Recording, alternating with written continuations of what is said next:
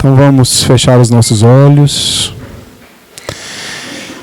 pensar nas nossas dificuldades, nos nossos problemas e ver essa imagem do nosso Mestre Jesus com os braços abertos, nos recebendo, trazendo aquele consolo que necessitamos.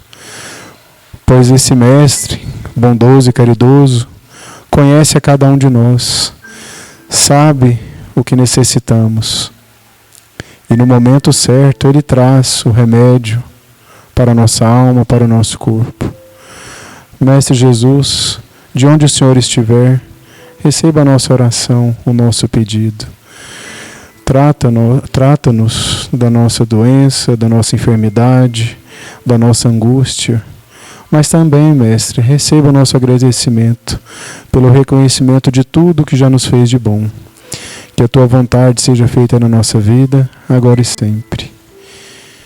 Eu vou ler aqui hoje o capítulo 15, Fora da caridade não há salvação, item 6. Ainda que eu fale as línguas dos homens e até mesmo a língua dos anjos, se não tiver caridade, sou apenas como um metal que soa e um sino que tine. E ainda que tivesse o dom de profecia e penetrasse em todos os mistérios, e tivesse uma perfeita ciência de todas as coisas, e se tivesse toda a fé possível, capaz de transportar montanhas, se não tiver caridade, nada serei. E quando tivesse distribuído meus bens para alimentar os pobres, e houvesse entregado meu corpo para ser queimado, se não tiver caridade, tudo isso de nada me servirá. A caridade é paciente, é doce, é benigna. A caridade não é invejosa, não é temerária e nem é precipitada. Não se enche de orgulho, não é desdenhosa, não procura seus próprios interesses. Não se vangloria e não se irrita com nada.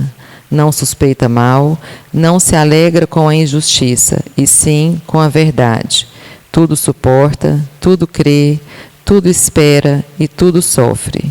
Agora, estas 3 virtudes, a fé, a esperança e a caridade permanecem, mas entre elas a mais excelente é a caridade. Paulo, 1ª Epístola aos Coríntios. Então, meus amigos, dando continuidade aos trabalhos da noite de hoje, temos como palestrante a nossa amiga Valéria Curso. Eu creio que grande parte já conhece, a Valéria já deu algumas palestras aqui para a gente. A Valéria é expositora da doutrina espírita. Na noite de hoje ela irá falar com a gente, conversar conosco sobre amor e renúncia. Muito obrigado. Valéria está com a palavra. Boa noite a todos. É uma alegria, novamente, estou vendo umas carinhas que eu conheço, que já me conhecem, algumas novas. Fiquei muito feliz na hora que eu até comentei. Falei, nossa, tem público novo. Que coisa boa, fico muito feliz. Fiquei muito feliz com o Frederico falar, nossa amiga, porque é isso realmente que eu sou da casa. Já fui trabalhadora, mas a minha vida profissional está me impedindo de assumir um compromisso. E trabalhador da seara do Cristo tem que assumir compromisso, né? Tem que ser disciplinado. Então, eu estou me organizando para retornar à casa. Mas é uma alegria muito grande estar aqui com vocês hoje. Principalmente porque é maravilhoso falarmos sobre a mensagem do Cristo. Principalmente com o tema que nós vamos falar hoje, que é justamente a amizade. E esse ensinamento da amizade foi um ensinamento que o próprio Cristo nos propôs. Porque o Cristo, ele é amigo da humanidade. E ele colocou muito claramente, numa fala aos seus discípulos, que ele não chamava de servos, muito menos de discípulos, mas de amigos. E isso que nós somos, todos nós somos. Então, a proposta dessa noite é justamente nós falarmos sobre o capítulo 12 dessa obra maravilhosa, chama-se Boa Nova, que foi psicografada por Francisco Cândido Xavier, ditada pelo espírito Humberto de Campos, que já fui lá na livraria, tem um exemplar de edição antiga, que está custando só R$5. É um tesouro inestimável esse livro. Para mim, o best-seller da obra de Francisco Cândido Xavier. Porque são capítulos que trazem várias passagens da vida do Cristo. E de forma espetacular. E hoje nós vamos falar justamente do capítulo 12, sobre a amizade, sobre a renúncia e sobre o amor. E esse capítulo, inicia ele com um questionamento de Simão Pedro, uma dúvida que Simão Pedro tinha, sobre aquela passagem da bodas de Caná, onde Jesus transformou a água em vinho. Hoje nós sabemos que o álcool, nós temos a ciência que nos diz que o álcool é prejudicial à nossa saúde. Nós temos consciência disso. E também sabemos que ele é prejudicial à sociedade. Porque quando ele está presente, muitas vezes nós temos conflitos familiares, nós temos problemas no nosso trânsito, nós temos transtornos, confusões, brigas e tudo mais. Nós temos essa consciência. Mas a passagem da transmutação de água para o vinho foi a primeira que alguns dizem, alguns irmãos de outras religiões dizem que é um milagre, mas não é um milagre. Hoje a ciência já prova o que foi que aconteceu. E Jesus, governador do planeta, que já tinha ele participou da formação do planeta, ele tinha todo o conhecimento e habilidade para fazer essa transformação. Então não foi nada de esplendoroso, nem de milagroso. Foi uma transformação da matéria, uma transformação física. Mas esse capítulo ele inicia de forma muito bonita, nos convidando a estar ao lado do lago, em Cafarnaum, uma cidade muito querida por Jesus, onde ele iniciou toda a sua fala, para as pessoas. E após falar num entardecer maravilhoso, onde a noite caía leve sobre Cafarnaum, Jesus tinha acabado de falar para uma assembleia ao lado do lago, falando sobre e explicando sobre as passagens de Moisés, os ensinamentos de Moisés, trazendo luz aos ensinamentos de Moisés. Ele retornava com Simão Pedro. Só que ele percebeu que Simão tinha uma certa angústia, ele tinha uma dúvida. E Jesus perguntou: o que está acontecendo com você? E aí Simão Pedro justamente traz essa dúvida em relação a bodas de Caná. Senhor, em face dos seus ensinamentos, como deveremos interpretar a vossa primeira manifestação, transformando a água em vinho nas bodas de Caná? Não se tratava de uma festa mundana? O vinho não iria cooperar para o desenvolvimento da embriaguez e da gula? Mas para isso nós temos que fazer um parêntese aqui. O casamento, ele é importante na nossa sociedade? A festa de casamento? A cerimônia de casamento é importante na nossa sociedade? Quando nós vamos casar, nós não queremos os nossos amigos e familiares próximos de nós? Normalmente nós não ofertamos a eles alguma coisa para se alimentar, para beber? Se hoje em dia era comum, à época de Jesus era mais comum. Porque hoje em dia a gente entende que são duas pessoas que estão se unindo, por querer formar uma família, para constituir uma nova família a partir daquele momento. Não é isso? À época de Jesus não era bem assim, só. Lembramos que a família, na sociedade da época de Jesus, era uma sociedade patriarcal. Então era uma sociedade que o casamento não era a união de dois seres que se amam profundamente. Era a união de clãs, de tribos, de território, de rebanho, de fortuna, de poder. Ali o amor não existia. Mas era a comunhão de duas famílias, onde a família de uma passava a agregar àquele grupo maior normalmente. E normalmente as festas de casamento não era igual nós, que fazemos um casamento, fazemos recepção, vamos todos para casa. Eram 7 dias, 10 dias de festa. Como fazer, ofertar aos convidados, aos amigos, tudo isso? E nessa ocasião, Jesus, amigo do noivo, convidado para estar presente nessa festa, nesse casamento, nessa bodas, vê o seu amigo noivo numa situação extremamente constrangedora. O vinho acabou. O que fazer? No primeiro momento, Jesus fica tranquilo. Né? Não tem o que fazer. Mas Maria, conhecendo, roga a ele. Você faz alguma coisa, você pode fazer alguma coisa. E imediatamente já pede às pessoas que estão ali, atendam tudo o que ele pedir. E Jesus pede que traga as tinas de água e ele transforma em vinho. Mas por que Jesus fez isso? Qual o objetivo de Jesus? E ele respondeu a Pedro. Simão, disse ele, conheces a alegria de servir a um amigo? Jesus estava ali auxiliando um amigo, servindo um amigo, não deixando que o amigo passasse por um constrangimento perante todos aqueles que estavam na festa. E continuou. As bodas de Caná foram um símbolo da nossa união na terra. Os afetos da alma, Simão, são laços misteriosos que nos conduzem a Deus. Saibamos santificar a alegria. Seja o nosso coração uma sala iluminada, onde eles se sintam tranquilos e ditosos. O que Jesus está nos ensinando aqui?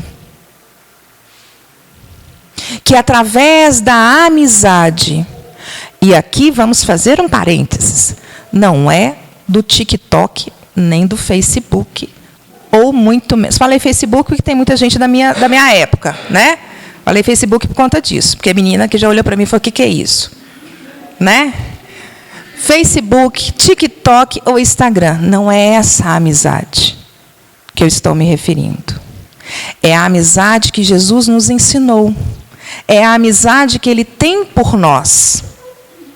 Então, quando Jesus diz que os afetos da alma são laços misteriosos que nos conduzem a Deus, o que Ele está nos ensinando? Que se nós aprendermos a amar e servir os nossos amigos, em breve estaremos servindo e amando a humanidade. Porque é um exercício. Ninguém, de repente, ama só nas novelas da televisão. De repente, você não ama, você aprende a amar. Pais e mães, quando o bebê nasce, a gente já ama, tem um instinto que diz que nós devemos proteger. Mas é cada sorriso, cada palavrinha, cada choro, cada gesto, o joelhinho, o bracinho, que você passa a aprender a amar. Da mesma forma que muitas vezes nós entramos em relacionamentos achando que nós temos que amar para casar. E, na verdade, nós temos que nos relacionar para aprender a amar. Porque é só nos relacionando, na convivência diária, no servir o outro, que eu aprendo a amar.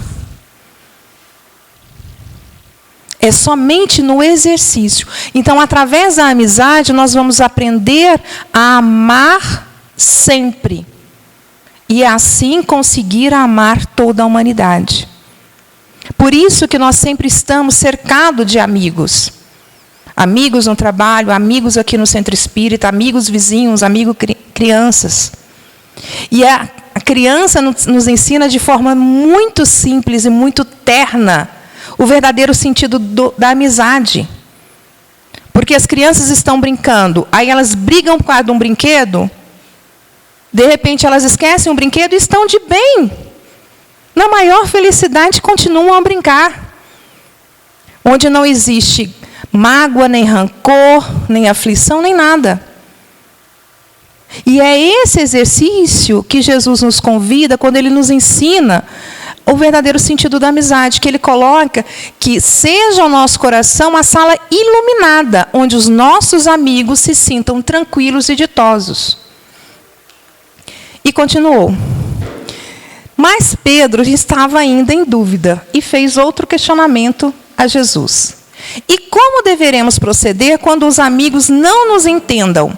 Ou quando nos retribuem com ingratidão? Olha que maravilhoso isso. Jesus respondeu: Pedro, o amor verdadeiro e sincero nunca espera recompensas. A renúncia é seu ponto de apoio, como o ato de dar é a essência da sua vida. A capacidade de sentir grandes afeições já em si mesmo é um tesouro. Por que eu pedi? Como chama a moça que leu? Juliana. Ela leu uma passagem que para mim é uma das passagens mais lindas que tem no Evangelho. Que Paulo narra: se eu der meus bens, se eu der meu corpo, se eu tiver toda a ciência, se eu falar todas as línguas, se eu fizer tudo no mundo, mas se eu não tiver a caridade, eu nada sou. Então, o que é a caridade?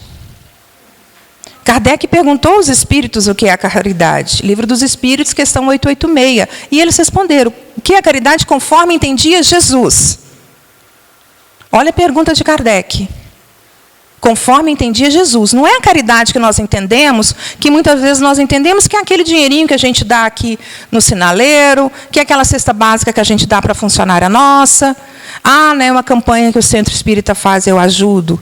Normalmente, essa caridade nós fazemos, esse ato nós fazemos, mas para desencargo de consciência, ou por temor, ou simplesmente para ficar livre daquela situação.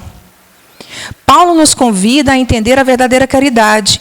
E quando Kardec perguntou aos espíritos, eles responderam que a verdadeira caridade é quando eu entender o que é benevolência, indulgência e perdão. E o que é a benevolência? Benevolência é eu querer o bem para todos. No Evangelho segundo o Espiritismo tem um capítulo que chama Sede Perfeitos, capítulo 17. Lá tem a lição Um Homem de Bem. É um checklist. Se alguém quer falar assim, quero evoluir, o que eu tenho que fazer? Só ler esse texto que está lá tudinho. E uma das frases é: fazer o bem pelo bem. Não é fazer o bem para esse, porque isso as pessoas lá da época de Jesus já faziam. Não é fazer o bem se eu vou receber algo.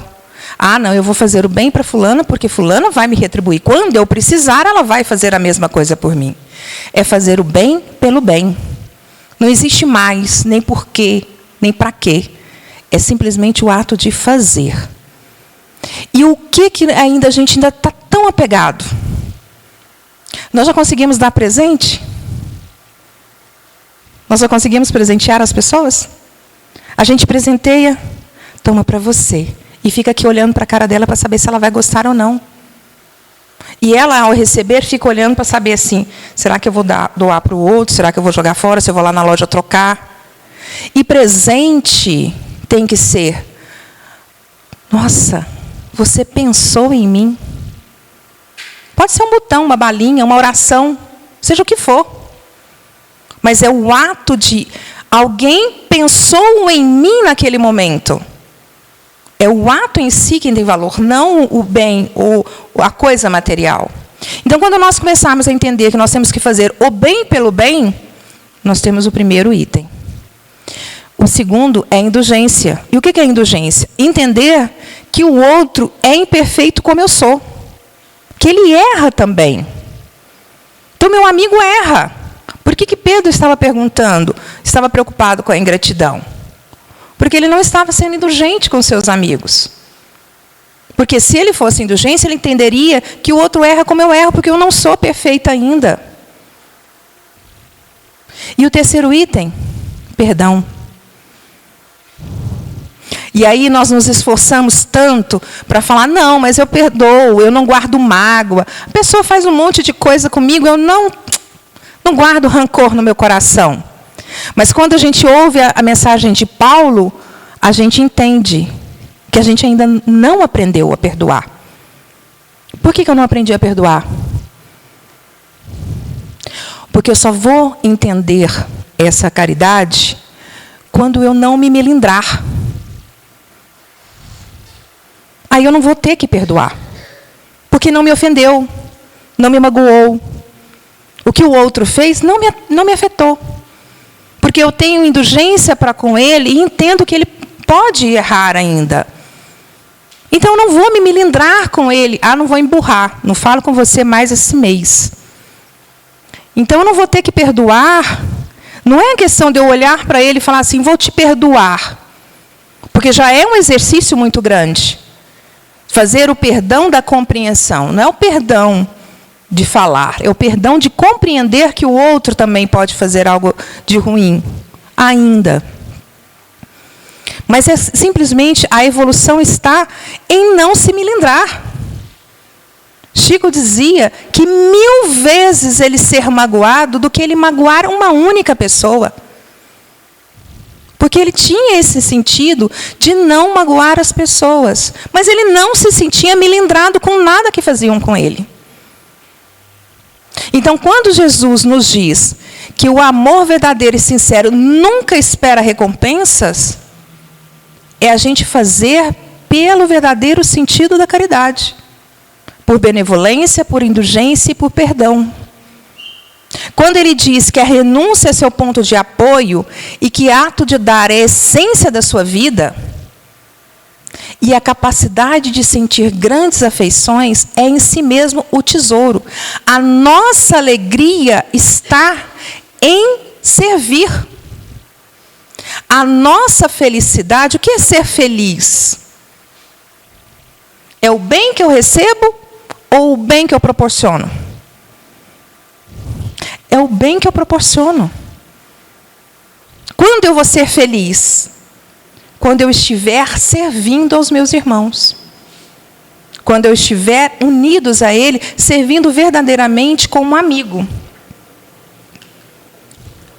Porque muitas vezes nós queremos a distância de quem nos traz problemas e a proximidade de quem nos beneficia.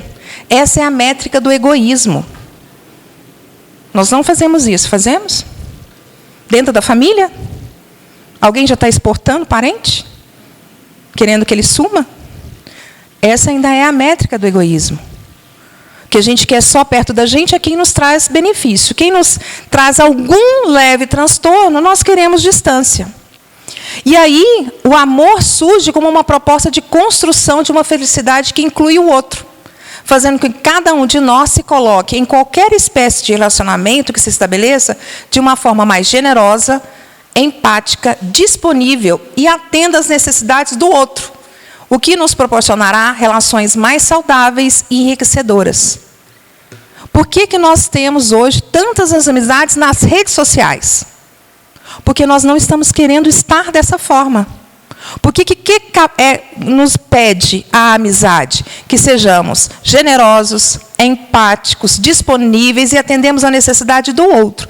E aqui, mais um parênteses, atender a necessidade do outro não é fazer o que o outro quer, mas estar presente.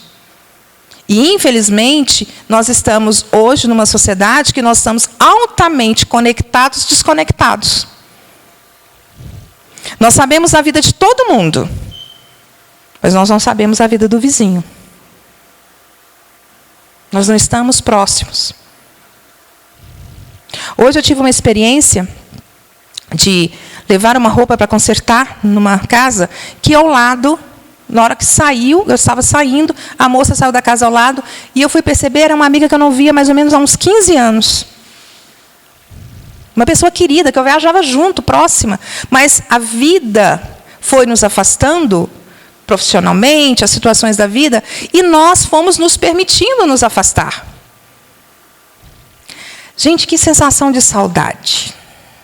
Que coisa que foi boa. E aí, se a gente para pensar, quantos amigos nós deixamos no percorrer do caminho pelo simples fato de acharmos que não temos tempo. Mas nós temos tempo de ter amigos virtuais. E aí nós não exercitamos o que nós temos que aprender. Estamos acostumados a pensar na felicidade como fruto do bem que recebemos e não do bem que oferecemos ao outro. Quando passarmos a nos nutrir do amor que nós damos, não do que recebemos, passaremos a experimentar um estado de conexão com Deus. Uma ponte que só pode ser construída quando damos algo de nós. Todos nós temos algo a dar. Todos. Eu lembro muito bem de eu conhecer algumas pessoas que falavam assim, quando eu ganhar na Mega Sena, eu vou ajudar muitos orfanatos, vou ajudar muitas creches, vou ajudar muitos asilos, não sei o quê. Você pode ajudar agora, sem nenhum centavo. Basta ir. E falar com uma pessoa só. Não precisa falar também com todo o local. Fala com uma pessoa só. Melhor ainda, fala com aquele que está próximo a você, no seu ambiente de trabalho, no centro espírita. Quantas vezes nós sentamos aqui nas cadeiras, vemos o mesmo rosto toda semana e não cumprimentamos? E não damos um sorriso? Boa noite. Como você está? Muitas vezes, na semana passada, a pessoa estava com uma cara tristinha. Aí a gente vê essa semana ela aqui de novo e não pergunta nada. Vocês já falaram boa noite? Podem falar. Olhem uns para os outros e falem boa noite. Que bom que vocês estão aqui. E Jesus continuou o diálogo com Pedro quando ele diz: o vinho de Caná poderá transformar-se um dia no vinagre da amargura. Contudo, sentirei mesmo assim júbilo em sorvê-lo, por minha dedicação aos que vim buscar por amor do Todo-Poderoso. O que Jesus estava dizendo isso? Os meus amigos podem até ser ingratos, mas em mim eu tenho a certeza que eu servi. E eu cumpri a proposta de Deus para mim. Ele pode até não ter entendido ainda, mas em algum momento ele vai entender. Então, somente a alegria de eu fazer o meu ato já está. Essa tem que ser o meu júbilo. E aí André Luiz, no livro Sinal Verde, nos diz: o amigo é uma bênção que nos cabe cultivar no clima da gratidão. Quanto mais amizade você der, mais amizade receberá. Se Jesus nos recomendou amar os inimigos, imaginemos com que imenso amor nos compete amar aqueles que nos oferecem o coração. Olha que profunda essa frase de André Luiz. Se Jesus nos recomendou amar os inimigos, com que amor eu tenho que amar aqueles que nós conquistamos? Com que dedicação eu tenho que servi-los? E aí, num outro momento, tirou a dúvida de Pedro. Num outro momento, num outro dia, Jesus estava falando que aquele que não abandonasse a vida, abandonasse a família, abandonasse os bens e o seguisse, não encontraria o reino dos céus. O que ele estava falando com isso? Que é para a gente largar tudo e seguir? Não. Ele estava dizendo que o mais importante é o reino de Deus dentro de nós, que tem que estar acima de qualquer coisa, inclusive dos laços que nos prende à família, nossos pais, nossos irmãos. Porque se nós já entendemos hoje que nós somos espíritos imortais, que vivemos várias vidas, vocês já pensaram quantos pais, quantas mães, quantos irmãos, quantos maridos, quantas esposas, quantos filhos nós já tivemos? Inúmeros. Então, quando Jesus pede para seguir, é seguir de coração o reino de Deus. E essa conexão com Deus, a conquista de virtudes, tem que estar acima de qualquer coisa. E aí ele diz: mestre, perguntando Pedro, mestre, como conciliar essas palavras tão duras às vossas anteriores observações relativamente aos laços sagrados em os que se estimam? Tem que abandonar todo mundo? A família inteira?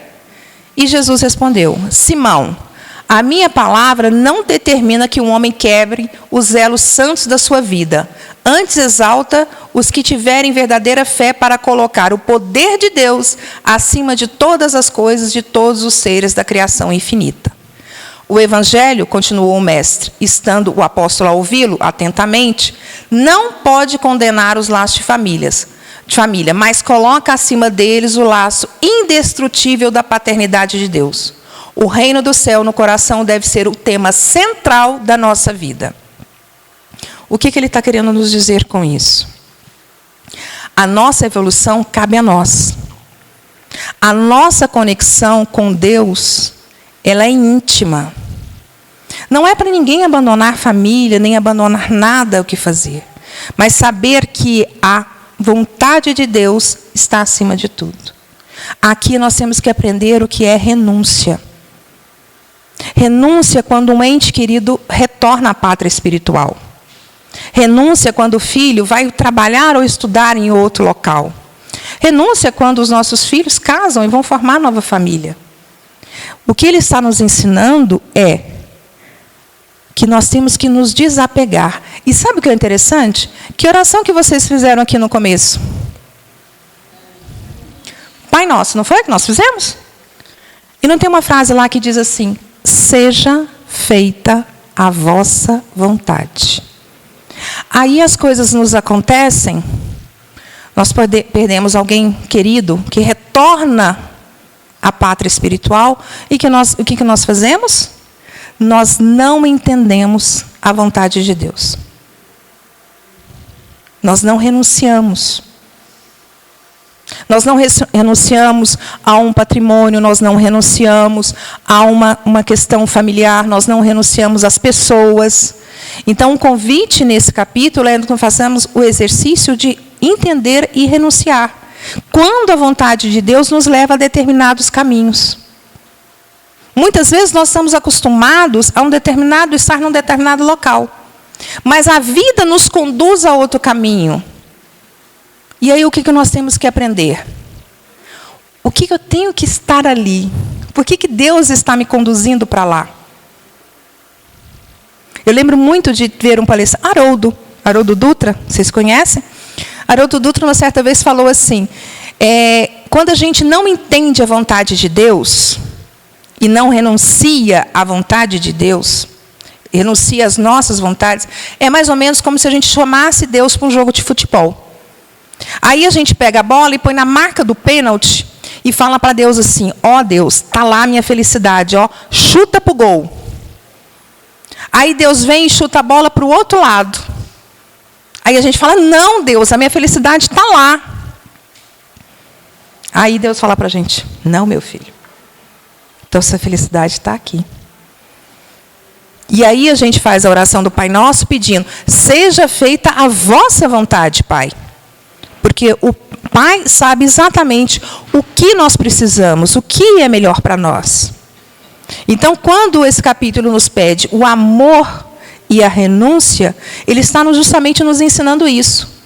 Quando as coisas vierem até nós, que tenhamos a renúncia e a obediência à vontade de Deus, para que a gente possa entender quais os caminhos que nos levarão. E aquela máxima popular que a gente ouve muito: Deus não fecha uma porta sem abrir uma janela. É a mais pura afirmativa. Porque Deus quer a nossa evolução. E o seu amor infinito por nós nos mostra isso constantemente. Então, quando Deus pega a bola aqui, na marca do pênalti, e joga para o outro lado, é porque lá nós não vamos nos perder. Aqui nós vamos. Talvez por orgulho, talvez por vaidade, talvez pelo egoísmo. Lá talvez o campo seja mais longo, a gente tem que correr mais, tem que fazer todo o esforço para trazer aqui de novo. Só que aqui a gente se perde, lá a gente não se perde. Todos os homens sabem conservar, são raros que sabem privar-se. Na construção do reino de Deus chega um instante de separação, que é necessário que se saiba suportar com sincero desprendimento. Entretanto, Pedro, ninguém se edificará sem conhecer essa virtude de saber renunciar com alegria, em obediência à vontade de Deus, no momento oportuno, compreendendo a sublimidade dos seus desígnios. Nas elucidações de João, vemos-lo a exclamar: já não vos chamo de servos, porque servo não sabe o que faz o seu senhor. Tenho-vos chamado de amigos, porque vos revelei tudo o que ouvi do meu Pai. O Cristo nos chama de amigos. E Ele já nos trouxe as lições. E já vivenciou como nós devemos viver. Cabe a nós seguir esse caminho. E no momento do Calvário, nós tivemos a exemplificação da renúncia. No momento do Calvário, Jesus atravessa as ruas de Jerusalém como se estivesse diante da humanidade inteira, ensinando a virtude da renúncia por amor do reino de Deus, revelando por essa a sua derradeira lição. Jesus não foi crucificado para pagar os nossos pecados. Jesus estava nos ensinando a renunciar à própria vontade por um bem muito maior, que é a vontade de Deus. Porque ninguém paga os pecados de ninguém. Cada um de nós tem que colher a sua semeadura. Então Jesus nos ensinou no último momento essa lição. E terminou lá na cruz dizendo: Pai, perdoa-lhes porque eles não sabem o que fazem. Nos mostrando mais uma vez a sua amizade por nós, o seu amor por nós. Aí aqui realmente não dá para me ver. Ditoso aquele que sabe amar, pois... a luz acabou. Não, deixa vocês ler, pode falar. Ditoso aquele...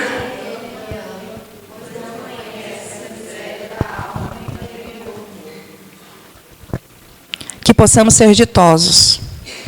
Que possamos realmente evoluir nossos espíritos. Que possamos verdadeiramente aprender a amar e renunciar. E por poder chamar vocês de amigos, minha gratidão por estar mais uma vez com vocês. Boa noite.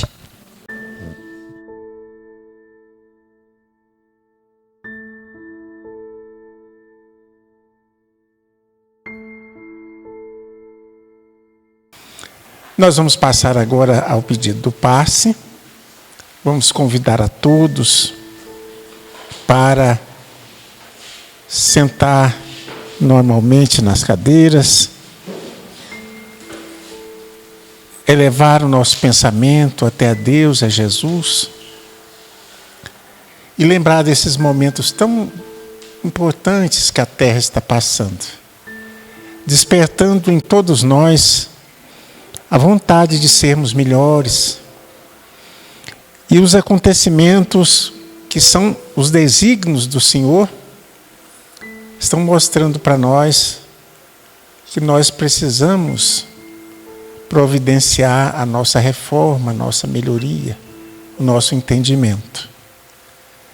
E Jesus elegeu aquela que ouve as nossas dores, ouve os nossos problemas e levou até aos planos superiores da vida a mãe dele, que como toda mãe é aquela que orienta, é aquela que traz o sentimento na vida de todas as criaturas, os seus filhos.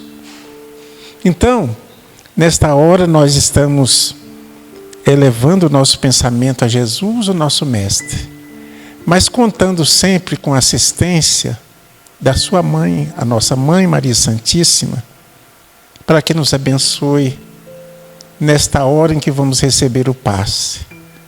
Que nos dê, Senhor, as bênçãos, que enxergue as nossas dores, porque as mães, o filho sabe, mas as mães enxergam bem de perto as dores da humanidade, que somos todos nós, os seus filhos. Aquilo que vai bem no íntimo da nossa alma, no íntimo do nosso espírito. E ela sabe que todos nós precisamos desse amor divino que ela traz. Ela é aquele veículo que traz para nós o conforto, o alívio e a paz, mas ao mesmo tempo as forças para prosseguirmos na nossa caminhada de evolução. E agora é o passe, a quem pedimos a eles, a Jesus, a nossa Mãe Maria Santíssima, aos espíritos amigos desta casa, que nos assistem, que possamos receber estas energias positivas para continuarmos vivendo nos dias da Terra. Esses dias tão difíceis, mas que desafiam a nossa fé e a nossa confiança em dias melhores. Que possamos receber na nossa água que aqui está, o remédio divino, o remédio espiritual, o sopro divino da nossa Mãe Maria Santíssima. Relembrando que quando nós éramos pequenos e quando machucávamos em alguma coisa, ela soprava, trazendo alívio, mesmo que seja na nossa mente, o alívio para as nossas dores e os nossos machucados. E aqui pedimos, Senhor, que ela faça o mesmo conosco, que coloque esse sopro divino na água que aqui está, na mão de todos nós, para que possamos fazer uso e recebermos as bênçãos que precisamos. Ave Maria, cheia de graças, o Senhor é convosco. Bendita sois vós entre as mulheres. Bendito é o fruto do vosso ventre, Jesus. Santa Maria, Mãe de Jesus, rogai por nós, os pecadores, agora e na hora de nossa morte. Que assim seja. Que Jesus nos abençoe e que possamos seguir em paz. Que assim seja.